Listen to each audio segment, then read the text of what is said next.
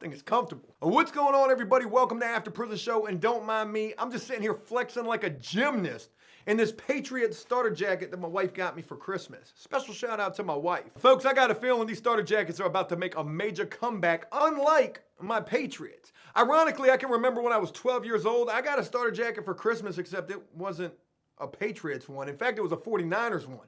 My, how the times have changed. But this video is not going to be about what I received for Christmas. I'm quite sure quite a few of you probably couldn't care less. However, I do want to tell you a little something that Danny received for Christmas. Actually, I received this for Danny on Christmas Eve. And folks, when I tell you that this was not a good present or gift to receive, it wasn't. It really wasn't. Now, before I go any further, I do want to give you guys a quick update about Danny. I've been talking with Danny like once or twice a day. Danny has been having an absolute blast being able to spend time with his family, who he hasn't seen in like 18 plus years, hasn't been able to celebrate a Christmas in 40 plus years. And if I haven't done so enough already, please allow me to thank each and every one of you who contributed to the GoFundMe campaign that we put together for Danny, where we raised over $18,000 in like 2 days for him. That was absolutely unbelievable. And unfortunately, the things that I'm getting ready to share with you guys have quite a bit to do with GoFundMe and that particular campaign that we put together for him. Ironically, as I'm getting ready to share all of this with you, all of this craziness with you, there is some other GoFundMe news that I'd like to share with you pertaining to that GoFundMe gone wrong story that we've talked about quite a bit here on After Prison Show, involving Johnny Bobbitt, a homeless military vet who took his last $20, giving it to Kate, who ran out of gas out in Philadelphia, and they put a GoFundMe together for this guy that raised over $400,000. It all ended up being made up. You know, when we first addressed this story, I kind of like hinted that I was thinking that. I mean, let's be for real here. Where is a homeless drug addict gonna get $20 in a gas can that he's gonna be able to fill some chick's car up with? I'm not really sure how that joke's gonna land. But all jokes aside, I was kind of hinting to the fact that this could potentially all be made up, which it would turn out it was. It was all a scam that was put together by Kate, her boyfriend.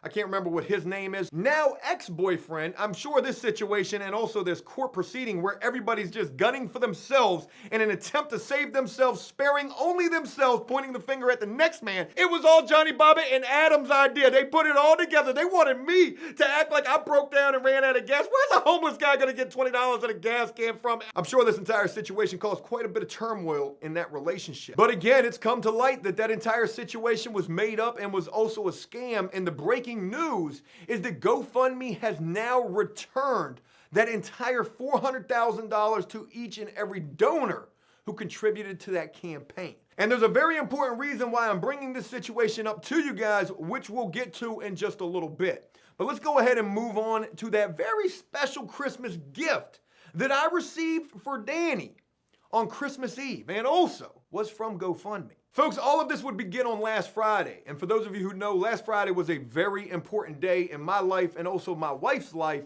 as the IVF transfer would take place, where the doctors would implant an egg in my wife, and on the 31st, we find out if she's pregnant. But this story would first begin last Friday when all of that was taking place, where my phone would just be blowing up. And I'm sitting in the doctor's office as they're doing this procedure on my wife. I'm not paying attention to nothing, especially not my phone. What's going on inside of this doctor's office is the most important thing that I need to be focusing on. But after the procedure was over with, I would check my phone and I would have 2 emails from none other than GoFundMe. My God, have we not already been done with this situation? I mean, it's been 5 days since we've received the money from Danny's GoFundMe. I figured we had put all of this to bed. We already had an issue with the account being frozen. We were able to get past that. Danny's in Boston. He's enjoying life with his family, and he's been able to spend this money any which way that he pleases. But these 2 emails that I would receive from GoFundMe pertain to chargebacks, where we received 2 separate chargebacks from the same person, one for $2,000 and another for $1,000. And when I saw these emails, I also noticed that I was able to dispute these chargebacks. And the reason that these chargebacks were first issued was because the person said that these were unauthorized transactions, potentially meaning that their credit card had been stolen. In my mind, I'm thinking that's probably not the case, and this person just regrets making this donation. I mean, who's to say what it really is? It's probably more so of the former, and their card potentially could have gotten stolen. But you never know. Maybe they do regret that $3,000 donation that they made and they want that money back, hence the chargebacks. But like I said, I did have the option to dispute these chargebacks, and I did exactly that. I then went on to the GoFundMe campaign looking for this $2,000 donation and also this $1,000 donation, which I didn't see at all. So my entire dispute was, show me where these donations were made at because I'm not seeing them. Are you sure this person is actually legit? What I didn't realize as I was disputing these transactions was that as soon as this person claimed chargeback, GoFundMe immediately went and snatched that money slam out of the GoFundMe, which is evident by looking at the GoFundMe right now, where you can see that it now says we've raised $15,800 odd. Now, before I go any further with this, I need to go ahead and nip something in the bud and put something to rest immediately. And that is that my gripe and rant right now has nothing to do with the amount of money that we raised, $15,000 versus the $18,000. Whether we only raised $5,000 or even the initial donation goal, $1,500, we still accomplished the goal, raised a lot of money for Danny for him to be able to go and enjoy his first holiday in over 40 years. This has nothing to do with the amount of money that we raised and has everything to do with GoFundMe's ass backwards policies. So let's go ahead and continue with those. When the chargebacks were issued, I disputed them. I knew I was fighting an uphill losing battle, but I still disputed them nonetheless, and then afterwards would realize GoFundMe had already snatched the money from the campaign page.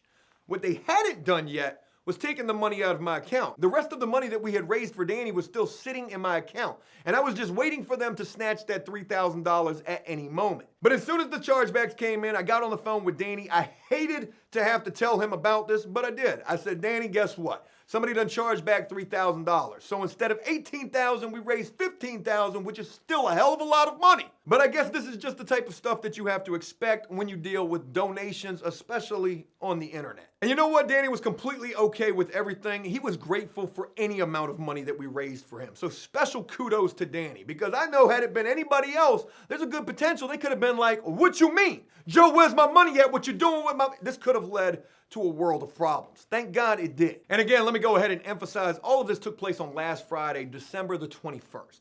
And from that day, I was anticipating that GoFundMe was gonna come take that $3,000 out of my account. Somebody claimed these two chargebacks. I was waiting for this $3,000 to get gone out of my account. But on the 21st, it never happened. On the 22nd, nothing. 23rd, nada. 24th, Christmas Eve. It was Christmas Eve. It was the night before Christmas. And all through the house, there wasn't a sound.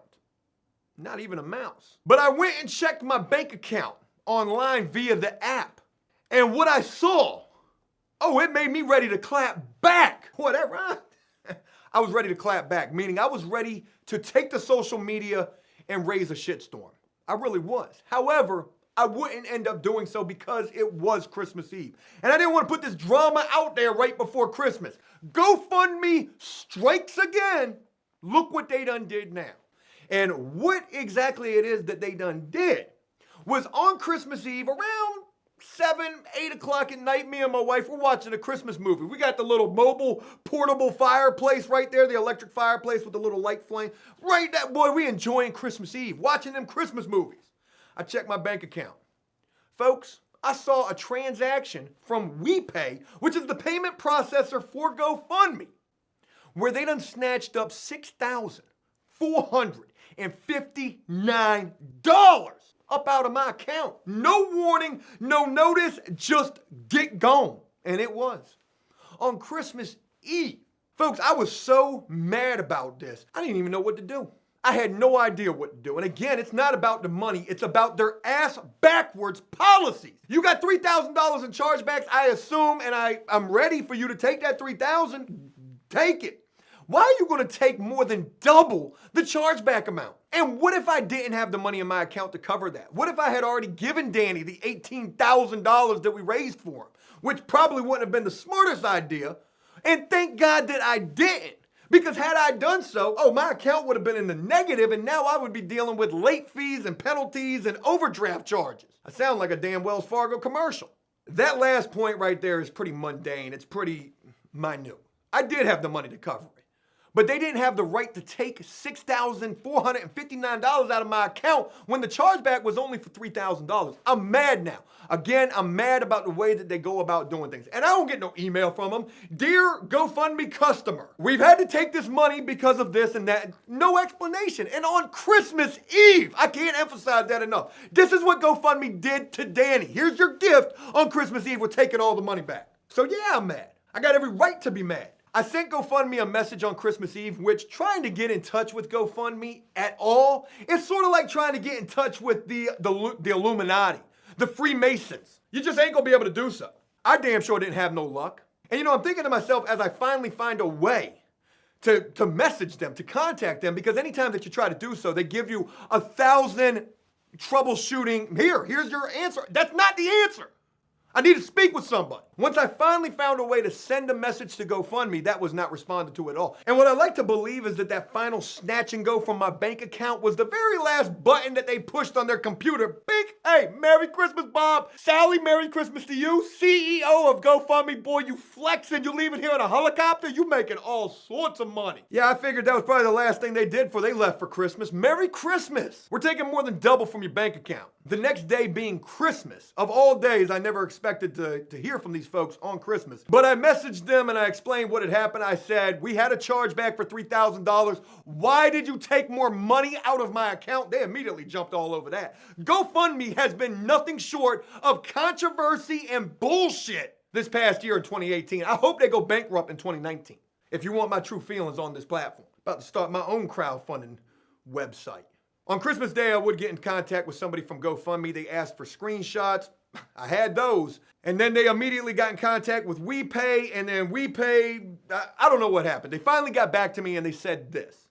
They said, we cannot just go into your bank account and take $3,000 from that. We have to go and take one of the payments that we issued to you. We received 2 payments from that campaign. One was for $6,459. The other one was for $11,000 plus. So you're telling me you can't go in my bank account and just take that $3,000 in chargebacks. You got to go into my bank account and take double that. And they said that's exactly how they had to do it.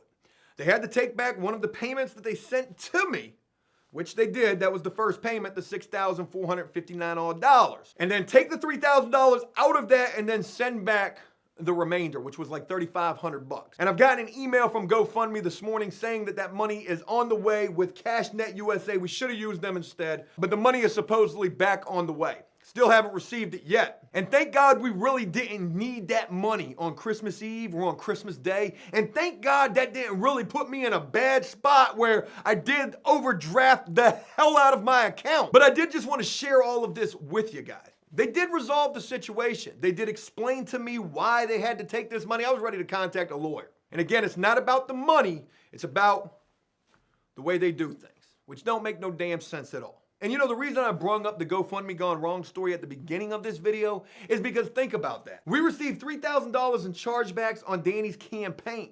We had the money in the bank to be able to cover that. However, think about that GoFundMe gone wrong where they raised over $400,000 and spent most all of it. That entire campaign got charged back. Can you imagine what their bank accounts is looking like right now?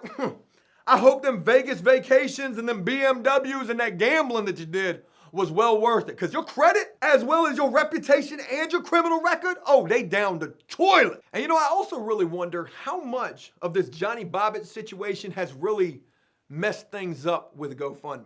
Because, you know, it wasn't up until that situation took place that we really started having some major issues with that platform. Folks, we will never again use GoFundMe. We'll figure out another way. If we want to raise money for somebody that we're working with here on After Prison Show, there will be another way we do it. But I wanted to address all of these things with you guys because, you know, on Christmas Eve, I didn't want to do so. I didn't want to ruin anybody's Christmas, get anybody all hot and bothered. And I want to relate this a little bit to like some prison terminology. I talked about this morning on Kicking the Bobo, and I felt like this was a really good analogy. But I feel like what GoFundMe did to us on Christmas Eve was like we were in prison in the chow hall on Christmas Day, or maybe even Christmas Eve. Let's just say on Christmas Eve, they're having a really good tray for dinner. And we're sitting there, we're minding our own business, we're waiting in line, waiting to get our tray, and then all of a sudden, here comes that bully, that big prison bully, GoFundMe, and they just cut right in front of me. And then they look back at me saying to me, "What you gonna do about it?"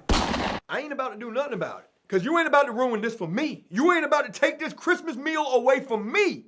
Right before Christmas, have me fighting you up in this chow hall so I get sent to the hole where I gotta eat me a sweat meat sandwich for Christmas. Not gonna be me. I'm gonna get my Christmas tray. You got it, GoFundMe Prison Bully. You got it.